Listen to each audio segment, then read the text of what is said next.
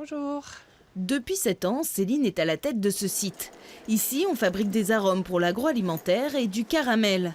Un domaine à l'origine, bien loin de cette femme d'affaires. Oui, ça va, mais ouais. Donc, Bon courage. merci beaucoup. Je me suis retrouvée ici d'abord parce que je suis picarde et que dans mon choix de vie, à un moment donné, dans mon orientation, j'ai souhaité revenir en Picardie et me rapprocher des miens.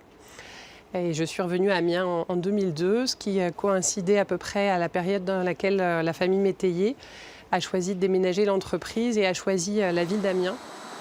À sa sortie d'école en 1996, Céline a dû se battre pour gagner sa place dans un milieu dominé par les hommes. Rapidement victime de remarques déplacées, elle a décidé d'y puiser sa force et elle dirige aujourd'hui une entreprise où il fait bon vivre. J'ai le plaisir d'exercer cette fonction sans faire de différence entre le fait d'être un homme ou d'être une femme. Simplement, j'exerce ma fonction. Ça marche bien.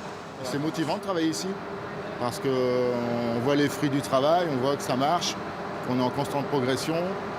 Donc c'est très bien pour nous. On est ravis de travailler avec Céline. Hier soir, Céline a reçu le trophée de la femme dirigeante des Hauts-de-France. Une reconnaissance pour cette mère de famille dont les journées de travail ont longtemps commencé très tôt pour se terminer très tard. C'est la récompense par rapport à un investissement de temps, d'énergie, dans un environnement familial dans lequel j'ai été beaucoup aidée. C'est mon mari évidemment, sans qui le fait de concilier aujourd'hui le rôle de femme dirigeante aurait été compliqué avec ma vie de mère. Depuis 2012, le chiffre d'affaires de l'entreprise est passé de 19 à 28 millions d'euros par an.